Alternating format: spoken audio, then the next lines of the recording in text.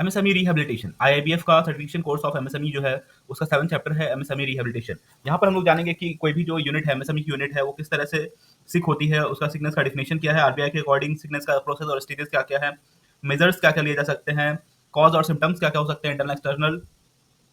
Viability norms क्या है, NPA किस तरह से हो सकता है, रिकवरी प्रोसेस क्या है, लीगल फ्रेमवर्क क्या है और एसेट सिक्योरिटाइजेशन कैसे कह सकता है। ये चैप्टर आपका एमएसएमई का जो है वो बहुत ही ज्यादा इंपॉर्टेंट है सर्टिफिकेशन कोर्स को पास करने के लिए। What is sick unit in MSME? RBI define करता है कि कोई भी अगर बॉरोड अकाउंट है वो 3 महीने से ज्यादा एनपीए रहा है और जो उसका नेटवर्थ है उसमें इरोजन हुआ है more than 50% of preceding year, तो उसको सिक यूनिट माना जाएगा। आरबीआई कहता है कि कोई भी रिहैबिलिटेशन पैकेज जो है विद इन 6 मंथ दे दिया जाए उस अकाउंट को, अगर पोटेंशियली वाइबल है उसके डिक्लेरेशन के 6 महीने के अंदर दे दी जाए, क्योंकि बहुत देर करने से क्या होती है कि पोटेंशियली वाइबिलिटी खत्म हो जाती है और फिर उसका कभी भी रिवाइवल नहीं हो पाता है, वो अकाउंट जो है वो क्लोज करना पड़ जाता है। कॉज क्या हो सकता है सिकनेस का इन एमएसएमई? तो इंटरनल कॉज हो सकता है, एक्सटर्नल कॉज हो सकता है। इंटरनल कॉज क्या क्या हो सकता है? आपका poor management, inefficient operation, weak marketing strategy, management deficiency, labour issues. और एक्सटर्नल कॉज क्या क्या हो सकता है? तो आपका delay payment, policy and regulatory, economic factors, technological change, supply change disturbance. Natural disaster भी जो है वो आपका सिकनेस का एक रीजन हो सकता है, फ्लड, अर्थक्वेक, पेंडेमिक, ये सब। सबसे पहले हम लोग पढ़ेंगे इंटरनल कॉजेज क्या क्या है। तो इंटरनल कॉजेज हो सकता है आपका management, finance, production, personal reason भी हो सकता है, मार्केटिंग एंड इंटरप्रेन्योरशिप क्वालिटी। ये 6 चीजें जो है वो मेनली आपका कॉज हो सकता है इंटरनल। तो मैनेजमेंट में क्या क्या आता है? मान लीजिए कि मैनेजमेंट जो है वो डिसऑनेस्ट है और लैक ऑफ इंटीग्रिटी है, अपना ही फायदा सोच रहा है मैनेजमेंट। मैनेजमेंट के पास लैक ऑफ मैनेजरियल स्किल है, डेथ हो गया है, मेन जो मैनेजर थे उनका डेथ हो गया है, रिमूवल या नॉन एप्लीकेबिलिटी ऑफ की पर्सन, जो की पर्सन था उनको हटा दिया गया है। डिसेंशन अमंग द पार्टनर्स और डायरेक्टर जो है या पार्टनर्स हैं उनमें आपस में ही कलह चल रहा है, आपस में ही झगड़ा हो रहा है। Delay in project implementation, improper and unplanned expansion of the project, मतलब एक को इंप्लीमेंट करने में बहुत देरी किया जा रहा है, अनप्लान्ड और इम्प्रॉपर तरीके से जो है प्रोजेक्ट का एक्सपेंशन किया जा रहा है या उस पर काम किया जा रहा है। तो ये आपका मैनेजमेंट कारण हो सकता है एमएसएमई के सिक होने का।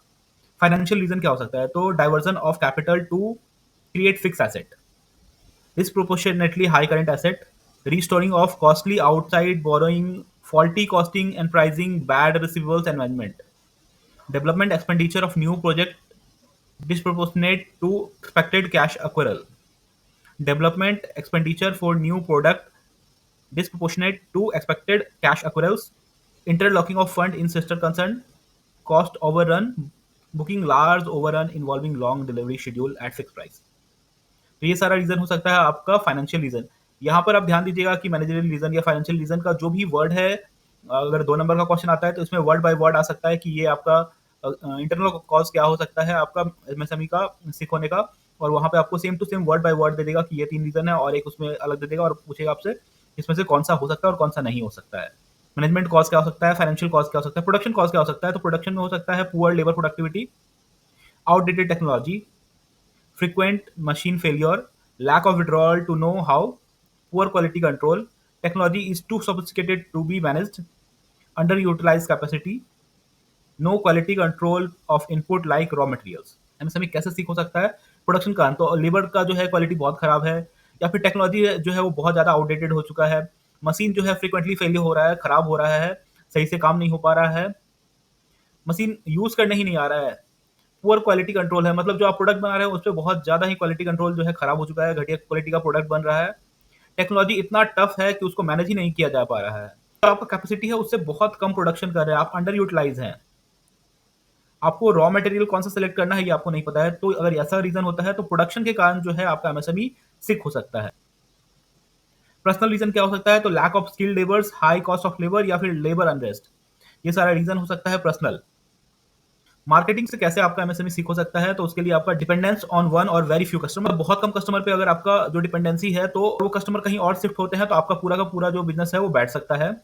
नो प्रोडक्ट रेंज, मतलब आपके पास प्रोडक्ट ही नहीं है, अगर एक ही प्रोडक्ट आप बना रहे हैं तो अगर आपका मान लीजिए टेक्नोलॉजी शिफ्ट हो जा रहा है या कोई चीज शिफ्ट हो जा रहा है तो फिर आपका प्रोडक्ट खत्म, आपका जो पूरा बिजनेस है वो बैठ सकता है। Lack of understanding of customer need, मतलब कस्टमर नीड क्या है आपको सैंपल साइज ही नहीं पता है, आपका कस्टमर क्या चाहता है, उसका टेस्ट क्या है यही नहीं पता है आपको, और आप बस एक तरह का प्रोडक्ट बना रहे हैं। Poor quality of production, poor distribution, promotion and advertisement, मतलब आपका क्वालिटी भी खराब है, प्रोडक्शन भी बहुत घटिया चल रहा है, उसका डिस्ट्रीब्यूशन भी सही से नहीं हो रहा है, एडवर्टीजमेंट जो है वो भी सही से नहीं कर रहा है, तो श्योर है कि आपका मार्केटिंग बहुत घटिया है और मार्केटिंग कारण से आपका एमएसएमई खराब हो जाएगा। Market far away involving high cost of transportation, मतलब मार्केट ही आपका जहां पे आपको सेल करना है वो बहुत दूर है, जिस कारण से ट्रांसपोर्टेशन कॉस्ट बढ़ जाएगी और आपका जो पूरा प्राइस है, प्रोडक्ट का प्राइस है वो बढ़ जाएगा, जिस कारण कि आपका कॉम्पिटिटर्स जो है वो लो प्राइस में सेम प्रोडक्ट बेच पाएगा और आपको हाई प्राइस में बेचना पड़ेगा, जिससे कि आपका प्रोडक्शन सेल आउट ही नहीं होगा और आपका मार्केटिंग रीजन से जो है वो एमएसएमई सिक हो सकता है। इंटरप्रेन्योरशिप क्वालिटी, मतलब जो आदमी इसको चला रहा है अगर उसका क्वालिटी खराब है, उसके पास एबिलिटी ही नहीं है रिस्क लेने का, उसमें क्वालिटी नहीं है उस बिजनेस को चलाने का, तो आपका ये इंटरनल रीजन है जिस कारण से एमएसएमई यूनिट सिक हो सकता है ड्यू टू एक्सटर्नल रीजन। क्या क्या हो सकता है? एक चीज ध्यान दीजिए कि इंटरनल रीजन में भी आपका फाइनेंस और मार्केटिंग है और एक्सटर्नल रीजन में भी आपका फाइनेंस और मार्केटिंग है, ये दोनों ही कॉमन है। फाइनेंस और मार्केटिंग जो है इंटरनल में भी और एक्सटर्नल में भी है। तो एक्सटर्नल कॉज ऑफ फाइनेंस क्या हो सकता है कि आपको बैंक से जो है बहुत डिले फाइनेंस हो रहा है, रिपेमेंट ऑफ टर्म लोन जो है वो बहुत जल्दी स्टार्ट हो गया है, आपको पूरा टाइम ही नहीं दिया गया है रिपेमेंट, आपको पूरा टाइम ही नहीं दिया गया है बिजनेस को सही से स्टार्ट करने का और उसके बाद रिपेमेंट स्टार्ट करने का, या आपके पास फंड जो है वो बहुत कम दिया गया है, आपके पास बहुत कम पैसा है आपको बिजनेस रन करने का, तो ये फाइनेंशियल रीजन हो सकता है एक्सटर्नल, जो कि आपको बैंक से या जहां से भी आप बोरो कर रहे हैं वहां से दिक्कत होने का ना आपका बिजनेस जो है वो सिक हो सकता है। प्रोडक्शन में कैसे हो सकता है एक्सटर्नल कॉस्ट? तो एक्सटर्नल कॉस्ट प्रोडक्शन का हो सकता है कि रॉ मटेरियल का शॉर्टेज हो जा रहा है, lack of adequate supply of utilities like power water, problem with ancillaries, तो ये सारा आपको प्रोडक्शन रीजन हो सकता है। एक्सटर्नल कॉज ऑफ मार्केटिंग क्या हो सकता है? Competition from the big concern, बहुत बड़ा जो बिजनेस है उससे आपको कंपटीशन है, unsurplus purchase and sale of by other, recession in the market, market highly brand loyal, introduction of the substitute by the competition in the market, changing style और the taste of the customer, changes in technology, तो ये सारा आपका marketing reason हो सकता है। Lack of demand जो है ये भी एक रीजन हो सकता है, एक्सटर्नल कॉज हो सकता है आपका एमएसएमई का सिक होने का। यहाँ पर क्या हो सकता है, आपका डिमांड बहुत कम हो गया है, फिनिश प्रोडक्ट आपके पास बहुत कम है, इम्प्लॉजी जो है वो ज्यादा इंप्रूव कर गई है, कुछ इनोवेशन हो गया जिस कारण से आपका जो प्रोडक्ट है उसका डिमांड बहुत कम हो गया है, over estimation of the demand, आपने बहुत ज्यादा एक्सपेक्ट किया था कि आपका डिमांड होगा पर उतना हुआ नहीं, या फिर change in product mix and other element of market mix suit the changing environment, ये भी एक रीजन हो सकता है आपका डिमांड कम होने का। पावर शॉर्टेज, एडिक्वेट पावर नहीं मिल रहा है आपके यूनिट को या फिर बार बार पावर कट हो रहा है, तो ये एक रीजन हो सकता है। इक्विपमेंट प्रॉब्लम, इक्विपमेंट प्रॉब्लम क्या हो सकता है, तो लैक और unavailability of the appropriate equipment for the qualitative product, problem of upkeep और maintenance of the existing equipments, failure to modernise the productive apparatus। Miscellaneous reason भी हो सकता है, जैसे गवर्नमेंट का डिसीजन एक्सपोर्ट एक्सपोर्ट इंपोर्ट का जो पॉलिसी है उसमें change, ban on the product concession subsidies allotment of the raw material, तो ये सारा जो आपका रीजन है वो हो सकता है external cause, finance, production, marketing, lack of demand,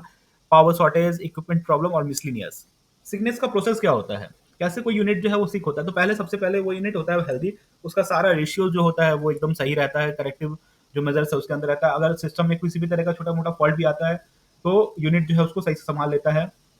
loan वगैरह सही टाइम से चल रहा होता है, कोई दिक्कत नहीं आ रहा होता है। सेकंड फेज होता है आपका ट्रेंडिंग टुवर्ड सिकनेस, मतलब अब कंपनी जो है वो सिकनेस की तरफ बढ़ रहा है, डिक्लाइन आ रहा है प्रॉफिट में, लास्ट ईयर से लॉस इनकर्ड हो रहा है करंट ईयर में, कंपनी में साइन दिखने लग गया है कि अब आपका ये कंपनी जो है वो सिक यूनिट की तरफ आगे बढ़ने जा रहा है। सिम्टम्स ऑफ इंसिपिएंट सिकनेस, मतलब आपका जो यूनिट है वो सिक होने जा रहा है, उसका इनिशियल सिकनेस का सिम्टम्स क्या क्या हो सकता है? आपका कैश क्रेडिट अकाउंट या ओवरड्राफ्ट अकाउंट जो आपने बिजनेस के लिए लिया है वो कंटिन्यूअसली जो है इरेगुलर रह रहा है, आप उसको सही से मेंटेन नहीं कर पा रहे हैं, अपना मार्जिन जो है वो सही से नहीं पे कर पा रहे हैं, ड्राइंग जो है आपका वो हमेशा बहुत ज़्यादा रह रहा है, आपका सैंक्शन लिमिट से हमेशा ही ज़्यादा जो है वो ड्राइंग रह रहा है, आप पीरियडिकली जो इंटरेस्ट है वो भी सर्व नहीं कर पा रहे अपने अकाउंट में, outstanding balance in cash credit जो है वो बहुत ज़्यादा ही हाई रह रहा है,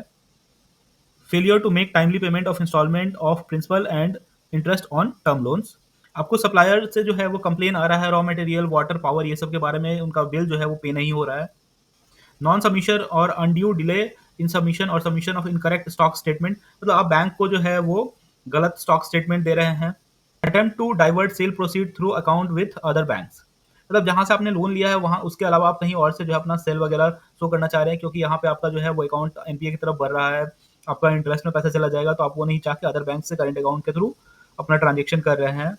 downward trend in credit submission, मतलब आपके अकाउंट में जो है वो पैसा अब कम आने लगा है, आपका सेल जो है वो घट गया है, तो बैंकर्स को लेजर देख के ये पता चल जाता है कि आपका जो है वो सेल में कमी आ गया, आपका टर्नओवर कम हो गया, तो आपका बिजनेस जो है वो सिकनेस की तरफ बढ़ रहा है। Steep decline in production figure, मतलब आपके जो प्रोडक्शन है उसमें बहुत ज्यादा ही कमी आ चुका है,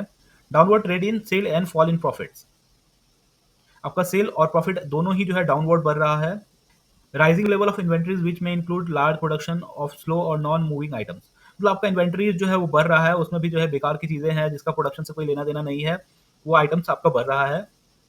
large and longer outstanding in bill accounts, मतलब आप डेटर्स और क्रेडिटर्स वो ज़्यादा बहुत ज़्यादा बढ़ गया है। Longer period of credit allowed in cell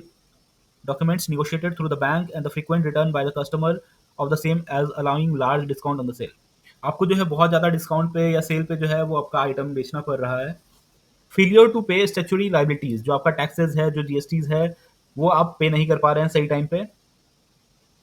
utilisation of fund for purpose other than the running unit, जिस काम के लिए आपको लोन दिया गया है वो छोड़ के आप कोई और काम के लिए फंड का यूज कर रहे हैं। Furnishing the required information data on operation in time,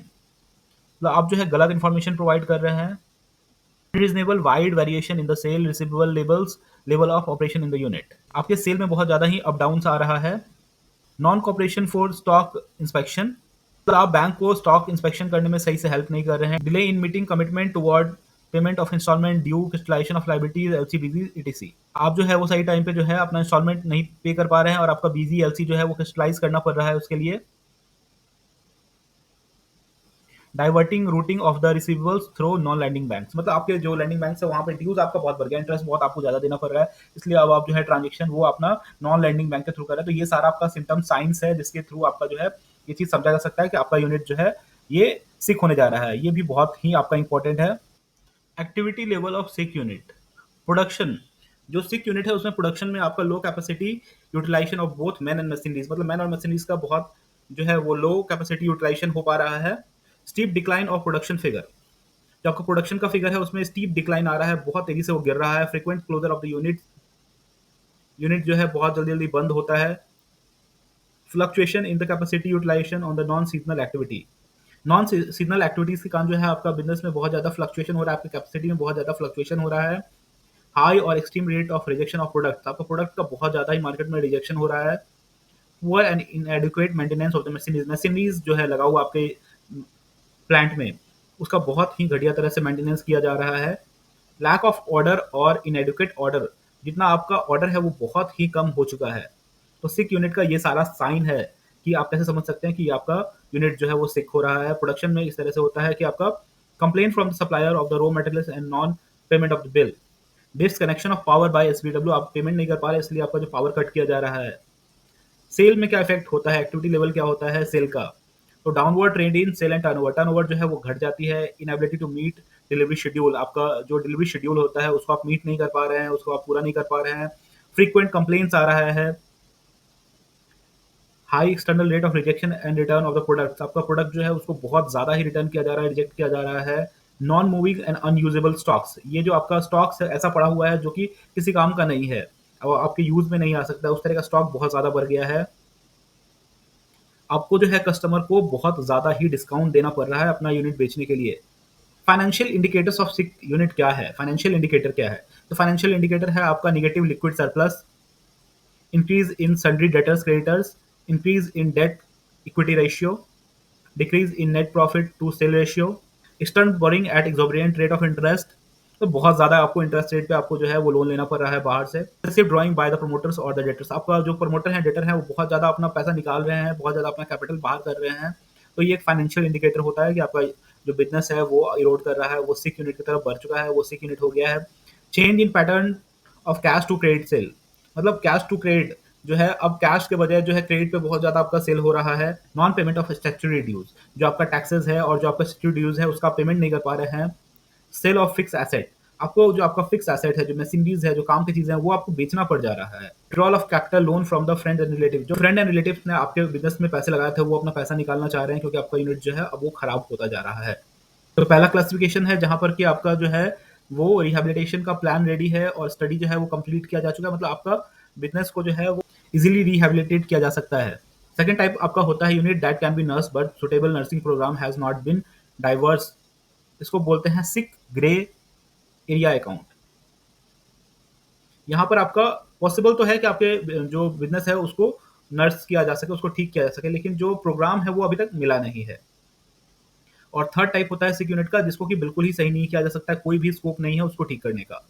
अब उसको बंद करना ही जो है एक रास्ता है। तो ये तीन तरह का होता है, जहाँ पे पहला टाइप होता है तो पूरा आपका प्लान रेडी है, कैसे वो ठीक होगा वो पूरा हर चीज आपके पास है। सेकंड है आपका कि यूनिट जो है वो सिक ग्रे एरिया में है, यहाँ पे इसको ठीक तो किया जा सकता है लेकिन सही प्लान अभी अवेलेबल नहीं है, पर पोटेंशियल है आपके यूनिट में। पर थर्ड ऐसा है जिसको कि बिल्कुल ही ठीक नहीं किया जा सकता है, अब उसको बंद करना ही एक चारा है। प्रिवेंटिव मेजर्स क्या हो सकते हैं? ऐसा क्या कर सकते हैं जिसके कारण जो यूनिट है वो सिक ना हो? तो यहाँ पे अलग-अलग रोल हो सकता है, जैसे टर्म लेंडर जो है उनका रोल क्या होगा, कमर्शियल बैंक का रोल क्या होगा, एंटरप्रेन्योर जो है उसका क्या रोल होगा, गवर्नमेंट का रोल क्या होगा।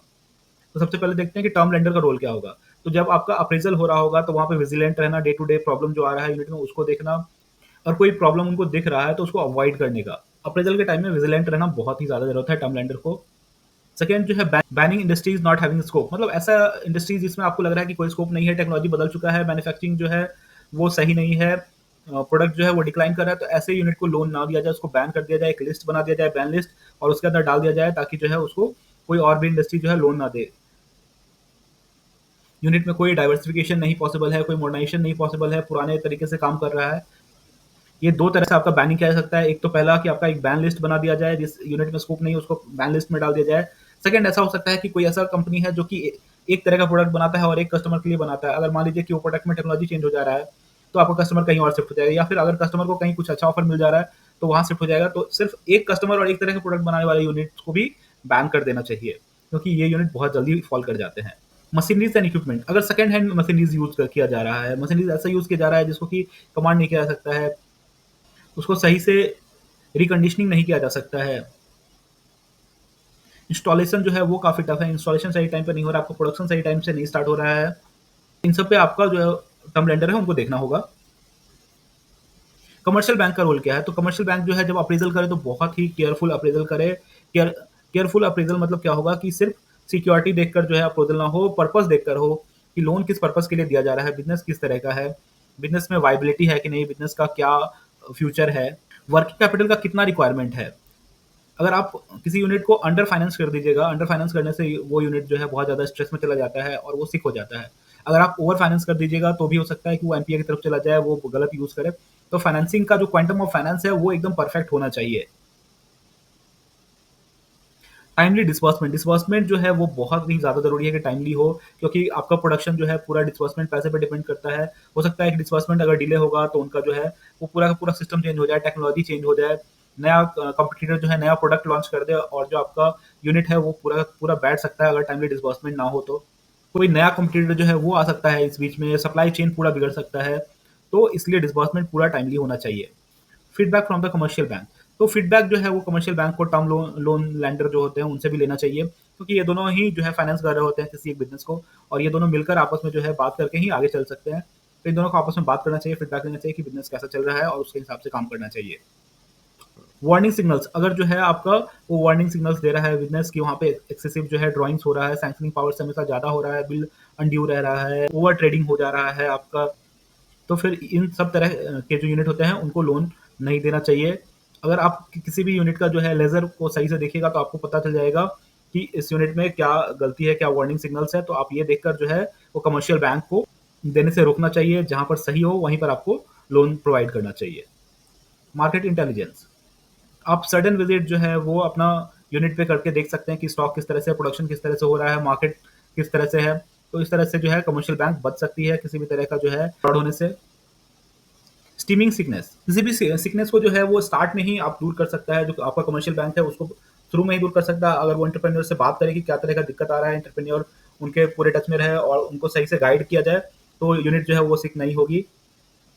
अगर यूनिट के पास जो है पहले से थोड़ा फंड हो जो कि आपका बुरे टाइम में उसको हेल्प कर सके, पहले से प्रोविजन किया जाए, तो ओवरड्यूज जो है उससे बचा जा सकता है। रोल ऑफ द एंटरप्रेन्योर, ये आपका बिजनेस जो स्टार्ट करते हैं उनकी पूरी रिस्पॉन्सिबिलिटी होती है कि वो एमएसएमई का जो उनका यूनिट है उसको बहुत सही से चलाए। एक ऐसा मैनेजमेंट बोर्ड बनाए जिसमें कि हर डिसिप्लिन से लोग हों और उनका जो थिंकिंग हो वो बहुत अलग तरह का हो, उनका डिसीजन जो हो वो बहुत ही वाइबल हो बिजनेस के लिए और बिजनेस की ग्रो के लिए काम करे। एक ऐसा डायनेमिक जो है सीईओ रखे जो कि उनके बिजनेस के लिए बहुत ही अच्छा काम करे। उनके पास एक रिस्क टेकिंग जो है वो एबिलिटी होना चाहिए, एक कॉन्फिडेंस होना चाहिए कि वो जो उनके लेंडर्स हैं उनको कॉन्फिडेंस में लेके आगे काम करे। पार्टनर्स इन एंटरप्राइजेस कौन होते हैं? तो लेंडर्स और जो आपका एंटरप्रेन्योर होता है ये दोनों ही पार्टनर ही होते हैं बिजनेस के। बिजनेस अगर अच्छा काम करेगा तो एंटरप्रेन्योर को भी फायदा होगा और साथ ही साथ जो लेंडर्स हैं उनको भी फायदा होगा।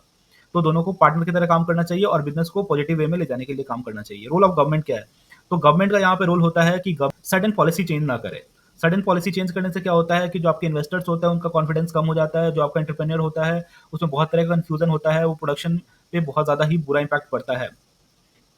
रेजिस्टेंस टू चेंज, यहाँ पे क्या होता है कि मान लीजिए कि आपको लैंडर को पता है कि यूनिट जो है वो सीक हो रहा है, पर उसके पास पावर नहीं रहता है कि वो कुछ चेंज कर सके, वो मैनेजमेंट में कोई चेंज ला सके। पावर टू चेंज, तो अगर पावर टू चेंज, जैसे एसेट रिकंस्ट्रक्शन कंपनी होती है जहाँ पर कि उनके पास पावर रहता है कि वो आपका मैनेजमेंट को चेंज कर सकते हैं, वैसे ही लेंडर के पास भी थोड़ा बहुत पावर होना चाहिए कि जब उनको लगे कि सिकनेस जो है वो बहुत ज़्यादा बढ़ गई है, तो मैनेजमेंट में या जिस तरह का भी चेंज वो चाह रहे हो उसको वो प्रोसीड कर पाएँ। पार्ट 1 में हम लोग अभी तक कितना पढ़े हैं, सेकंड पार्ट में आगे हम लोग देखेंगे।